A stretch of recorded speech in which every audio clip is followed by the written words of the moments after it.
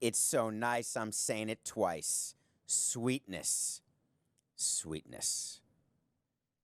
The nothing personal word of the day today is sweetness, because 20 years ago today, Walter Payton died at the age of 45 years old. Walter Payton, one of the greats of all time, Hall of Famer Mike Ditka called him the greatest football player he ever saw. Died of a liver disease. He could not get a transplant. And it's hard not to think about him all the time if you're a fan of football. If you've never seen him play, watch him play. Just watch him day to day and then listen to him talk. It's all about sweetness. You know, yesterday during the show, I was going to do an entire segment on Nothing Personal about Trent Williams. And I actually did think about it, talked about it, went through it. But then during the show, it came out that there was some sort of issue with Trent Williams and cancer. And it was all very confusing to me what was going on. But I wanted to really discuss the relationship between Trent Williams and the Redskins and how broken it is and how it will never, ever be fixed. And then more word has come out, so we're revisiting that and we're thinking about it again. And I'm going to explain everything that's going on and then decode it for you, because there's some layers here. So about 6 years ago, Trent Williams, yes, that Trent Williams, the all-pro, phenomenal lineman for the Washington Redskins, that organization which just has problems really from A to Z, from its logo all the way to its owner, down to the fact that they can't win games. So about 6 years ago, Trent Williams had some sort of a growth in his head, and it turned out that it was either not properly taken care of or just turned into something. Not the point, and I'm not impugning either the doctors or the player here, but the fact remains that it was removed, and it turned out to be a cancerous growth that at the end of the day, there was an issue with whether or not he'd live. That's how serious it was. But then what happened is, over the course of years, there was a breakdown between a player and the medical staff. And that breakdown basically blew up this season. And what bothers me about this, and I'm very unhappy what happened with Trent Williams and the fact that he was worried for his life. He said this, that doctors told him to be prepared to die and say goodbye to his children who were 9 and 5. None of that is good. And I'm not saying any of it is. What bothers me is what comes after the comma. And if you've been in this game as long as I have, you always know, don't stop reading until you get to after the comma. And with Williams, what happened is that he didn't want to play this year with so little guaranteed money left on his contract. He wanted a renegotiation in the middle of his contract. So his holdout was about the medical treatment he received, comma, and the fact that he wanted to renegotiate in the middle of an existing contract to get more money. Why go after the comma? Why not just get yourself removed, have a sit-down with the owner, who he admittedly said he has great respect for, Daniel Snyder, one of the few maybe. Why not sit down and work out a deal that gets you out of the organization, or sit down and meet with the doctors and with Dan Snyder? If you don't like the team president, I had this. Sometimes it's good cop, bad cop. Sometimes there are people who don't want to deal with me. They have to, but sometimes they don't. What did I do? I would manufacture a meeting where someone else would sort of be the go-between. The good guy. I'll stay the bad guy. No problem. Or switch it around. But you know the owner and the president are in sync. Bruce Allen and Daniel Snyder are in sync. If you don't like one but do like the other, you know they talk and they communicate.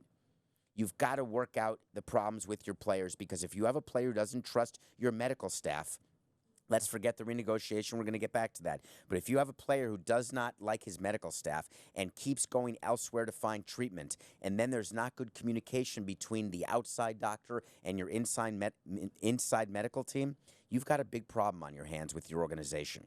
So this Trent Williams is a multi-layered situation. My best suggestion for it to end is, right now he ended the holdout, but he didn't end it because he was angry with the Redskins. He didn't end it because he wanted to draw public attention to the anger he had with the medical team. He ended it because if he hadn't ended it yesterday on the day he did, he would not have gotten credit for a year of service inside the National Football League.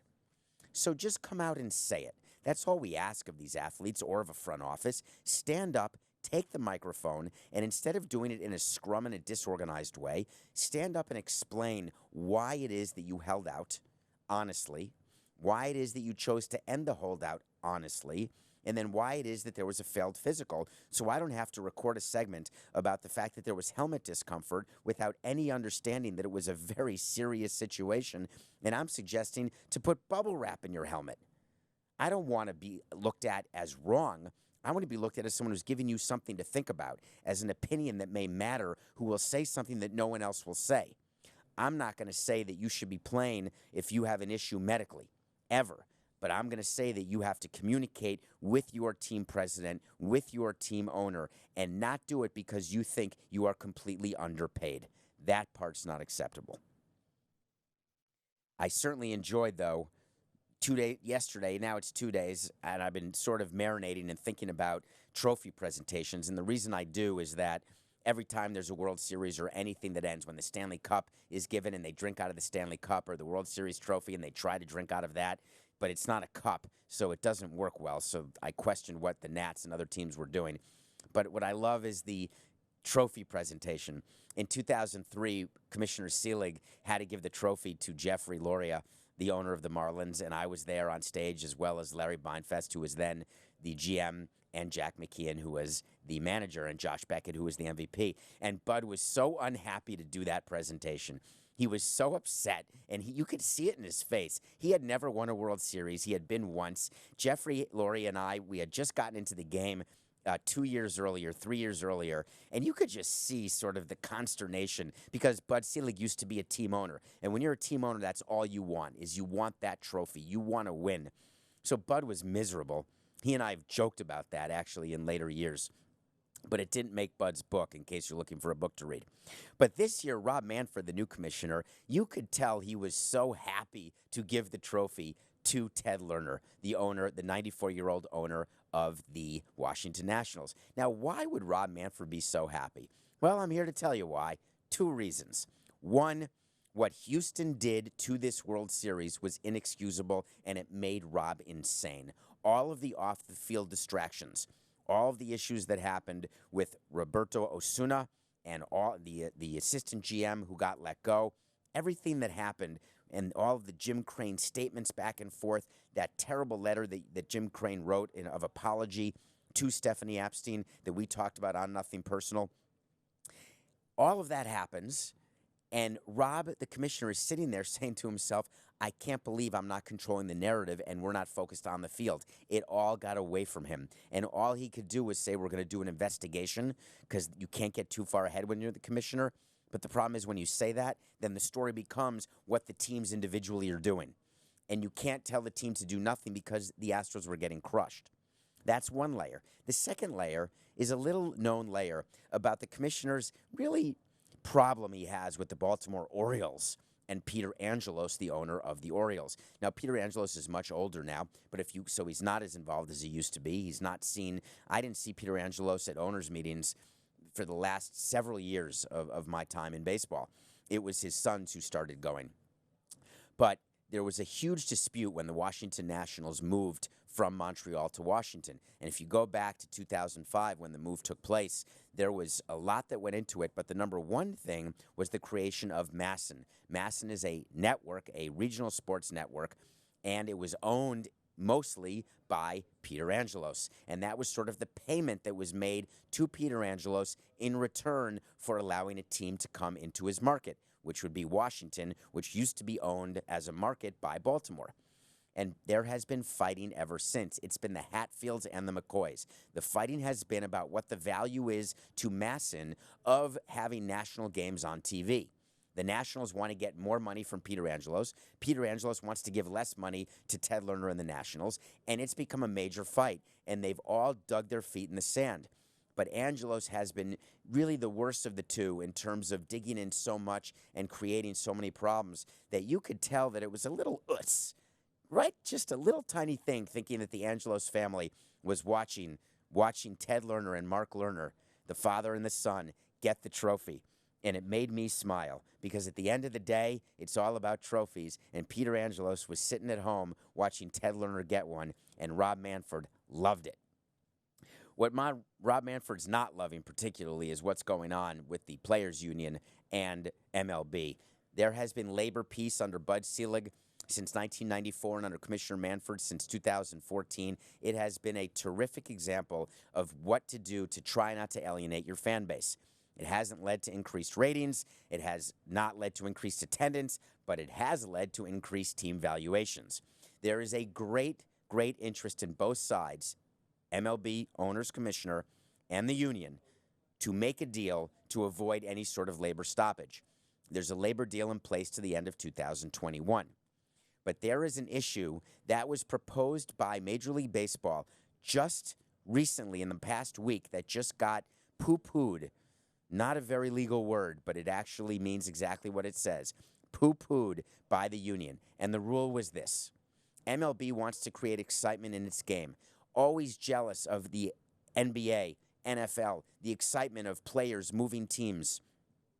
The NBA creates, with free agency, these super teams, all of the excitement. We try to create a hot stove, and it doesn't really work when you've got Scott Boras holding on their free agents until January or February. It sort of becomes a simmering stove, if not a cold stove. So what MLB decided to do is propose a rule where all free agents must be signed by the end of the winter meetings. Think about that. Every single multi-year deal must be completed by the end of the winter meetings in December. How great would that be? It would be helpful in three ways. Number one, it would create a frenzy of excitement from the end of the World Series through December to compete with the excitement of the NFL. But it wouldn't have to compete with the NFL playoffs because all of the free agents would be done by December. Two, teams who sign these free agents would get a chance to monetize them, meaning they would get a chance to sell season tickets for next season, to sell jerseys, and to get ready to fully promote the free agents whom they have just signed. And three, it would definitely keep costs down because there would be a bunch of players, all of whom would have to sign all at the same time. So at the end of the day, what you do is you get together, you promote something, and it doesn't work because the union and Scott Boras say, nope, I love going till January, February because that enables me to get more money for my players. And that, to me, is inexcusable. It's supposed to be about the fans. In other news today, just happening, the New York Mets have hired Carlos Beltran. That's according to a report. This is the least kept secret in baseball, right after Mike Matheny being hired by Kansas City, right after Joe Madden being hired by the Angels, and right after Joe Girardi being hired by the Phillies. Why would the Mets hire Carlos Beltran after going through 3 rounds of interviews with 6 or 7 different people and saying Eduardo Perez is the favorite? He was the favorite. Never. Here's why. The Mets were always going to bring in an inexperienced manager. That was their plan from the beginning. They wanted not to have to pay top dollar. Carlos Beltran and players who have made a tremendous amount of money playing baseball, who wanted to go into the manager's office, are willing, more than players who didn't make a lot of money in their careers, to take less money. Secondly, it shows some sort of softness by the Wilpon family because the breakup between the Wilpons and Carlos Beltran was legendary. Carlos Beltran, you may remember, is famous in the New York Mets because he watched Adam Wainwright, who's still pitching, still playing. Adam Wainwright threw him a curveball to end the LCS in 2006, and Beltran was caught looking. And then they got into an argument, as we talked about earlier on Nothing Personal. Beltran got into an argument about his medical treatment and how to take care of his knees. But now they get a kumbaya moment. What an interesting choice by Brodie Van Wagenen and Jeff and Fred Wilpon to bring Carlos Beltran back. Why? Because what they're doing is they're trying to create a new narrative. The Mets have never been able to create this new narrative of having a GM and a manager who are actually working together to do the same job, rowing in the right direction. It's always been the Wilpons have been creating this cloud. They feel jealous of the New York Yankees. They sign players that they demand that they want. They get involved in a way that generally the GMs and the managers don't want. And it has created this issue for the Mets where there's no winning. Now, yes, they went to the World Series and lost to the Royals in 15. Yes, they've had the best starting rotation in theory in the offseason. Yes, they've spent money, but not enough for New Yorkers because as compared to the Yankees, it always seemed they weren't spending enough. What do I think Beltran will lead to as a Met manager? He has to make sure that he has the ability to communicate with his players and communicate and filter all the information that's going to come from Brody and his analytics staff. That's not something I'm sure of because Carlos Beltran's never done that before. And as an older manager, meaning he hasn't played recently, he's got to come in and embrace all of the changes in Major League Baseball. You think it's easy for a former superstar to look at some of these players making a ton of money before they've proven anything? When Carlos Beltran had to actually succeed in baseball and have that incredible postseason to get paid the way he did?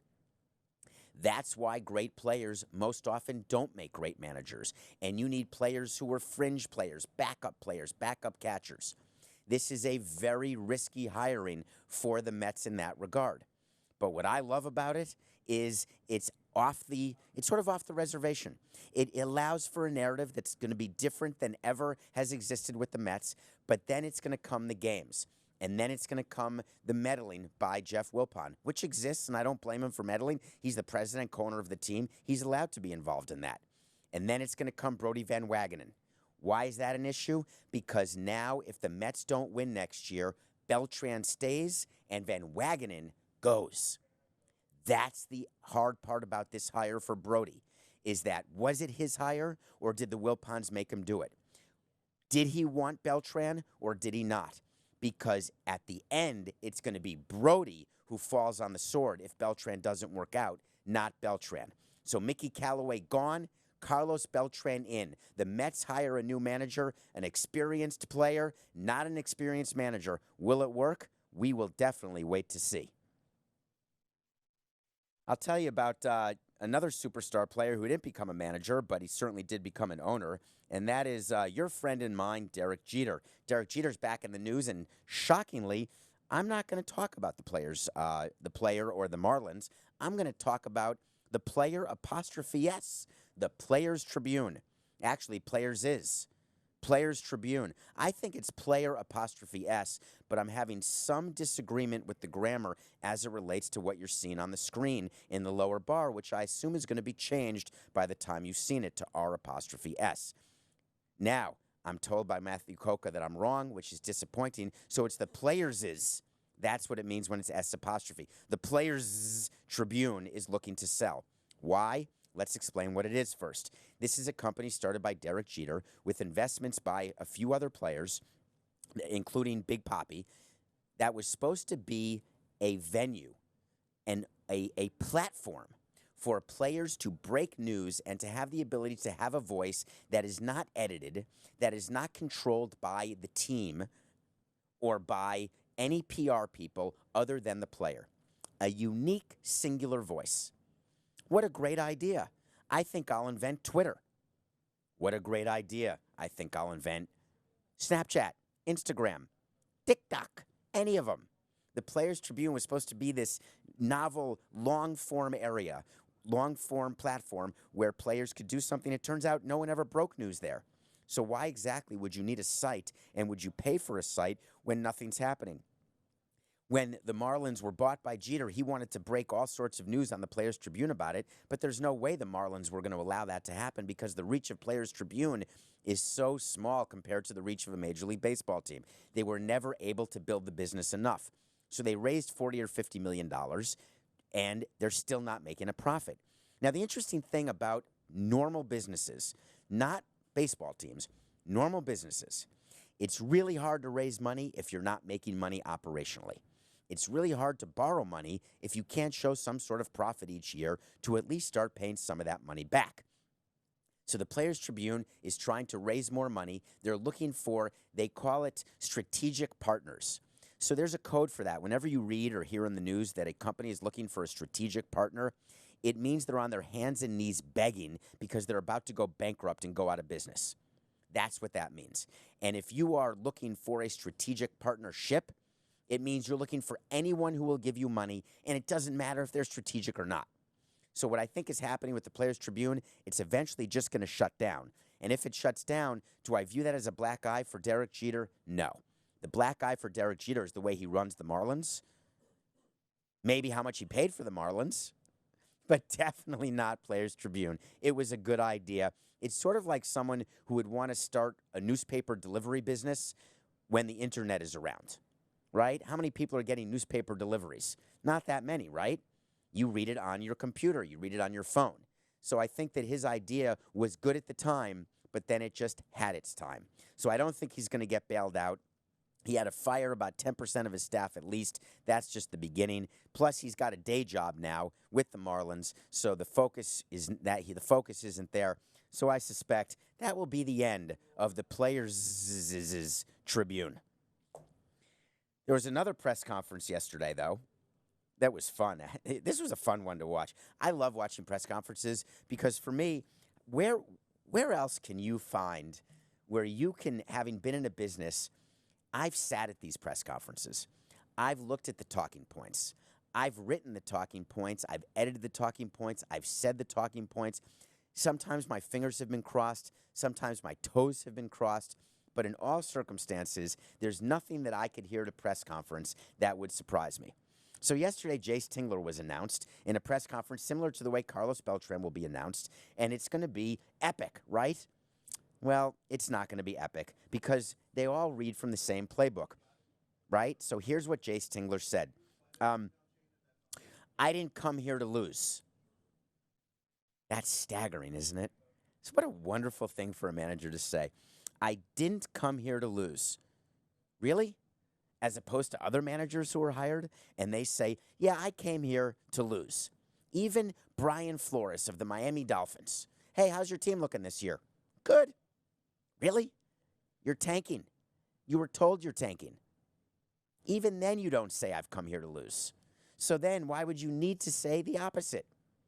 Then Ron Fowler, the owner, chimes in, and he says, this is a win-now hire. I love that. I love when we would hire managers and we'd say, hey, we're rebuilding. This is a lose now. Just lose. As much as you want, it won't count against you. But, of course, it always would count against you because we're going to fire you and not let you be there when we've turned it around. But in this case, what Jace Tingler heard on the dais, I assume for the first time, was the following from Ron Fowler. If this doesn't work out, this is a win-now move. And if we don't win in 2020 or 2021, A.J. Preller, the GM, is going to lose his job. Jace Tingler says to himself, oh, my God, I only got this job because of A.J. Preller. There's no chance anyone would have hired me. I've got no experience. As a matter of fact, I'm going to tell you during the press conference how little experience I have. I didn't play. I never managed. I never really coached. He coached a bit, a tad. Sort of a tiny tad he coached. Oh, I've been in the American League. I really don't know much about the National League game. It's going to be an adjustment. I'm going to make mistakes. My players are going to make mistakes, so we're all going to feel better about the fact that we all make mistakes. What a disastrous press conference. I feel like they took the talking points and they sort of mished them around and they made the passives into aggressives and the positives into negatives and the negatives into positives. I want to win now, but if you don't win, you're going to be let go and fired. We know that. I didn't come here to lose. How about just saying I came here knowing we can win? I'm calling 3 players a day, is what he said. Well, he's calling his players because he's got to get the respect of his players because he's coming in as a GM puppet. The reason we never wanted to hire, and you're going to look at me and say, you put your GM in the manager's seat. Yes, I did. We made our GM, Dan Jennings, the manager, and the whole clubhouse thought he was a puppet for the front office.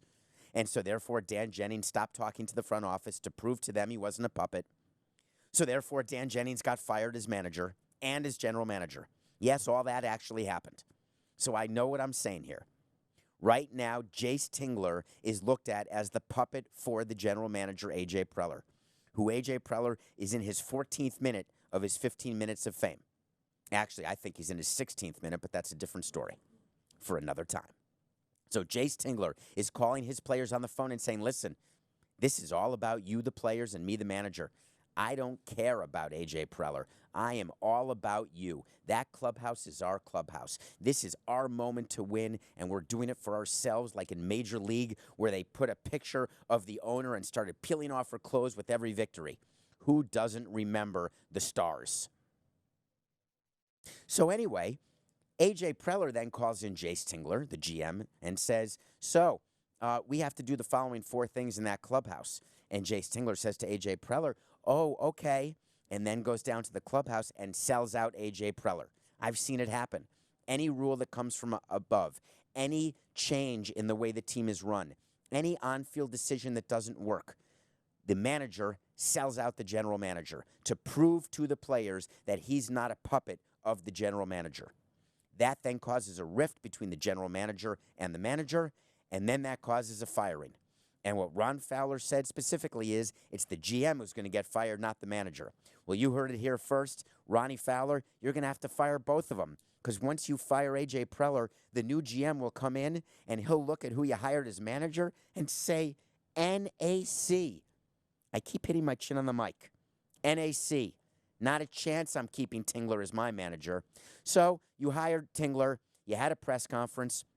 You're getting sort of good at them. You hired Andy Green 4 years ago. You're going to need more in the next year or 2, but I think the next year, because you set your team up for complete failure by letting A.J. Preller hire solely his guy without experience and without respect to put him in the manager's seat.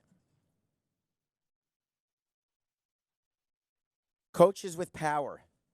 It's really something that we think about when we're putting a team together and figuring out what's the best way to win more rings. Do you let your coach be a coach and a GM? It doesn't happen in baseball, but it happens in basketball, and basketball sometimes, and football way more often. Bill Parcells, you want him? Bill Belichick, I'm going to be your de facto GM, your head of football operations, and I'm also going to be your head coach. So when Adam Gase was brought into the New York Jets, he thought he was going to get both. Why, I don't know. He didn't exactly succeed in any way with the Miami Dolphins. But he gets to the New York Jets, and he thinks that he gets to make certain decisions. What decision he wanted to make was an interesting one. Was he right or was he wrong? I would argue he's been wrong on almost every decision he's already made. But when you're talking about Le'Veon Ball, you're talking about Le'Veon Bell. I'm mixing up basketball, the Ball family, and football. And I didn't even hear it in my ear. It sounded wrong. Anyway, Le'Veon Bell, Jets, comes in, and Adam Gase is unhappy to begin with. And he doesn't really know how to deal with players who he's unhappy with, except for one way. Don't let him in your game plan. Don't let him succeed. Prove to the people above you that he is not worthy of being on the team. But then something happened strangely. The Jets ended up bringing in a general manager. And then the Jets started off their era under Adam Gase with 1 victory. And then it got worse when Bell went public and said, I went to my coach and I said, I want more touches. I want to be more active in the game. Why aren't I in the game plan more? Normally, I would side with management every time. A player has 0 right to say, I want to get in the game, because do you think I'm trying to lose games? Do you think I put a game plan together trying to personally not get you touches? I'm doing what I think is in the best interest of the entire team in order to get victories. And you may be delusional. The player may be delusional, because more often than not, they are. The player may think that they fit in a way that they don't. The player may not realize he's being shopped, or they don't want him to get hurt because he's going to be traded or released, or whatever the case may be. There's all sorts of things that happen in the front office where we talk about what we're going to do with players on the field. But in this case, it's slightly different. I think that Adam Gase doesn't know what he has when he has it. He didn't really get the most out of Drake with Miami, and we saw what he did for the Cardinals last night. There's players, Gase brings them in thinking that they're going to be helpful to him, and then all of a sudden, they're not used in the way that the owner would have thought. So what would have been a better way for this to have unfolded? It would have been for Bell not to go public, for Bell to have a meeting with his GM Douglas and his coach Gase, and to talk about the fact that they all are united in their cause, and their cause is winning. What can they do to win more? And then you've got Douglas and Gase working together with the unhappy player. I always encourage meetings like that. I don't want my players to go public because nothing good happens. It makes me look bad, and it makes the player look bad. Is Bell getting all sorts of positive attention because he went and complained about the fact that he's not touching the ball? No. He's looked at, well, of course you're not touching it because you stink or your team stinks. Why not have a united front where everybody comes out and they talk about what they're going to do better in their game planning to try by chance, one time, to win a second game? That would be a help, wouldn't it? But the GASE era, it's going to be over before it starts. The Bell era never got off the ground because you had the wrong head coach. You've got the owner as the ambassador in England. You've got the owner's brother running the team, saying that he hopes his team doesn't stink this week. He hopes they show up. The Jets are just a laughingstock right now in their building they share with the Giants. That MetLife building has mediocre teams. Actually, they're just bad teams. That's every week they have to play because there's a home game every week in that building. That's not a great place to be at the moment, that's for sure. Tell you where there is a great place to be, and that's in a movie theater. We're about to enter the best time of year for movies, and one of the most fun parts for me of Nothing Personal, I get to give you some movie reviews, some TV reviews, and there's a special movie that I want to talk about that's pretty apropos given where we are in the baseball season. It's a movie called Yesterday. Yesterday's a movie, if you haven't seen the trailer, if you see the trailer, you will go see the movie. It's with Himesh Patel, and it's directed by Danny Boyle. Danny Boyle, you may remember as the director of Slumdog Millionaire, the Oscar winner. He directed Trainspotting, which is if you want to lose your mind, go watch Trainspotting. That's how good it is. He directed 127 Hours about the climber who cut his arm off because he got his arm caught in a boulder. And then he directs this movie. This is a movie about what happens if the Beatles actually never existed except in the mind of one singer named Himesh Patel. And what it makes me think of is what I do at the end of a baseball season when I haven't won a World Series. I close my eyes, I have a small little bike accident, and I wake up having no memory of that baseball season. Poof, it just disappears. It never goes into long-term memory. So people around the studio can say to me, hey, do you remember what happened in 2010 or what happened with your team or 2012? And I've got some spotty memory, and maybe it's all because of Ambien, or maybe it's because I really was part of the movie Yesterday, where memory plays a huge part. The music is unreal. The story is fascinating. Lily James as the manager of Himesh Patel and the love interest is so wonderful, and just it's a cutesy role. And if you can buy into this, that's the key. It's a fantasy. There is no world where the Beatles don't exist. You don't hit your head and all of a sudden the entire world forgot about the Beatles and you didn't. It doesn't really work that way. But if you can suspend disbelief, which we do for Marvel movies, don't we? Right? Do you think there's a real Iron Man out there? I really don't think so. Or the Hulk? I mean, there's some green people, but not because of that. So suspend disbelief, watch Yesterday, and then think about what in your life you would say, hey, poof, I totally forgot about it. It's now gone. That's what you get with Yesterday. Steph Curry. What do you do if you're the owner of the Golden State Warriors exactly? What do you do when you've been to 5 straight NBA Finals? You have probably the best team, the best dynasty since the Chicago Bulls of the 90s, and you're never going to win another game. And you have a new arena, and you just sold millions, tens of millions of dollars in sponsorships and season tickets. And every fiber of your body says, we've got to rebuild now. We've got to trade Draymond Green. We have got to trade D'Angelo Russell. We need to start over because we lost Durant. Clay's hurt for the year. Steph Curry is now hurt and likely done for the year. What's the incentive for him to come back exactly? For them to be an 8 seed, miss the lottery, and lose in the playoffs in the first round to the 1 seed? They have no chance to make it back to the finals. They knew that going into this season, and now it's even worse. Although there was some delusion out there in some of the people and some of the smart people who give their prognostications. Some delusion about the Warriors, but now it's clear. But from a business standpoint, I did it. We raised the payroll in 2012 with the Marlins, signed all his free agents, and then got rid of them. Didn't make people too happy.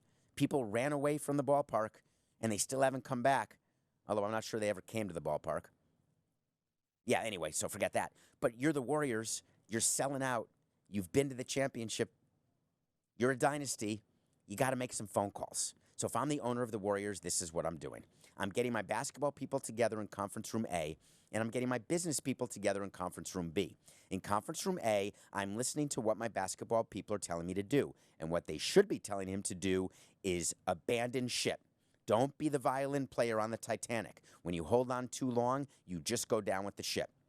People in conference room B are saying, you can't give up on this season. You can't be looked at as cutting payroll. You can't get rid of your superstars. We've got people who have just spent money. What are we going to do? Then you're in the middle as the team president and the owner, and this is how you handle it. You let the basketball people decide what's right, and then you work with the business people and have FaceTime with your constituents. You don't hide behind the president of sales, VP of sales. You don't hide behind the VP of PR in a statement. You stand up there and you own it, and you only do it after you've spoken to the naming rights partner, to the people who have bought suites, to your concessionaire partner, to many of your best season ticket holders. You get them together for a meeting, and I don't mean a letter. You get them together, and you talk to them. All people want is information. They want to feel special. Reading a press release doesn't make them feel special. Hearing about it on CBS Sports HQ on the field makes them feel special. Off the field, no. When they've got money invested, no. When they've got emotion invested, they want to hear it right here on Nothing Personal and on HQ. When it's emotion, they want to speak to the person who's involved. The president of the Warriors, the owner of the Warriors. You sit down, you let your basketball people decide, and then you sit down with people on the business side, and you do the right thing. I always wanted to act that way. It doesn't always work. There's no doubt that you can spend time with people on the business side, and they can walk away from you. They can drop sponsorships, but at least you hold your head high and say, I didn't hide. I was honest about what happened and about what we think is right for this baseball team or basketball team. Not every team can be the champion every year. Not every team can be a 5-time finalist, a 3-time champion. Eventually, the window closes. Back in the day, the Golden State Warriors weren't a threat at all. They were nothing. Then they had their time. Now we're going into a different time. Bad timing with the new arena opening. I've been there, done that. It's the worst timing possible. But if you try to hang on too long, you end up hurting your team off the field and on the field. That's a bad plan. Does Pat Riley have a bad plan? I actually don't know whether he does. I think he may, because he's trying to do a big 3 situation. He's trying to, he invented that, right? I mean, Pat Riley put together LeBron James and Dwayne Wade and Chris Bosh, and that was a super team. And we could argue there were super teams in the past, but those super teams sort of grew to be a super team. But what the Heat had is they manufactured a super team. I'll never forget being in this Miami market when LeBron took his talents to South Beach. I had to act publicly that I was all happy. And I had to act as though, yeah, if the rising tide brings all ships higher. I root for the Heat. I root for the Dolphins. Guess what? I don't root for the Heat or Dolphins. I want them to lose every game when I'm running the Marlins. I want attention. I want column inches. That's an old school word if you're born in the 60s. Column inches are column inches in a newspaper. I want clicks. I want followers. I want people to rate Nothing Personal. Give a 5-star review. Follow on Twitter, David P. Samson. I want you to do these things. And I say it, and I mean it. That's the benefit of actually being in this job now and loving what I get to do with you every single day. But back when you're running a team, you're actually not rooting for the other teams to be better than you. You want to be better. So Pat Riley has this big 3, this great team put together, and then LeBron goes back to Cleveland. And he realizes Chris Bosh is hurt and can't play. Dwayne Wade's getting older. Big 3 done. Cap space, unavailable. Chances of another big 3, slim. So he goes a different direction. And he's really good at what he does. But this is Pat Riley's last hurrah. What does he do? Brings in an undrafted player named KENDRICK NUNN. And what has KENDRICK NUNN done? And he deserves right now to be called out because he is in the record books now with one of my all-time, old-time favorite players. First thing is, he has the most points by an undrafted player ever in the first 5 games of his NBA career since Connie Hawkins. If you don't know who Connie Hawkins is, get on it. Look at Connie Hawkins. KENDRICK NUNN, Connie Hawkins in the same conversation. Pat Riley couldn't dream of such a thing. But KENDRICK Nunn's done more. First player with 100 points in his first 5 career games since Kevin Durant. I'm not undrafted. First player, period.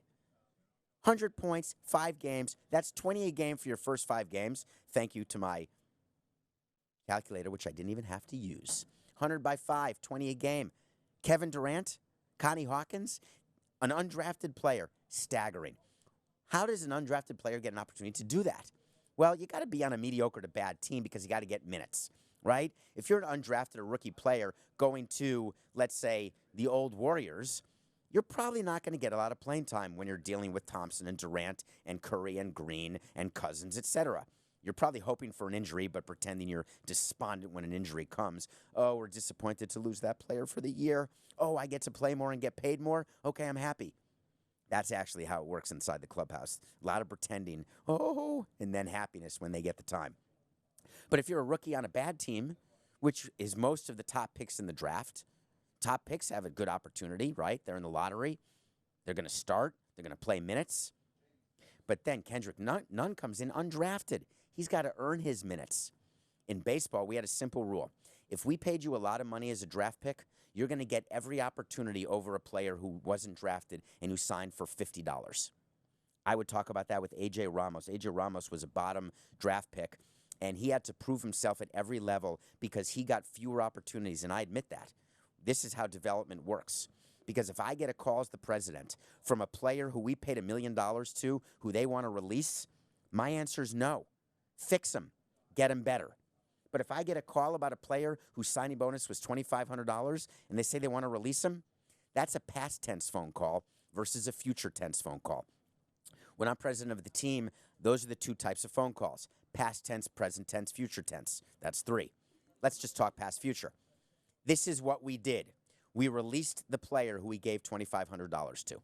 No problem. I don't need to know in advance.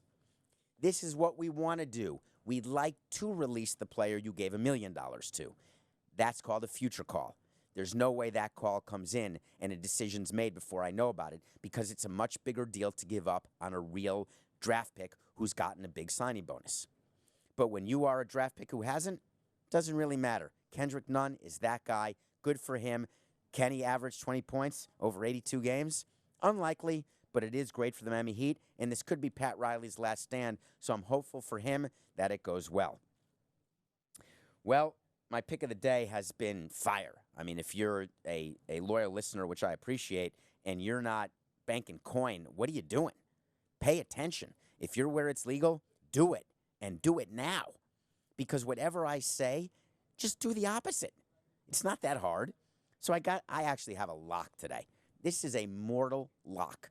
The Houston Rockets won a game when the Astros were losing the World Series by a score of 159 to 158. And that was a non-overtime regular game. 159 to 158. Don't they have to be tired? Like their wrists and their elbows? James Harden has 59 points. Doesn't he have to be gassed? Like trim his beard because it got a little like icicles? Or hot? I guess it'd be hot. Like heat? Maybe it melted?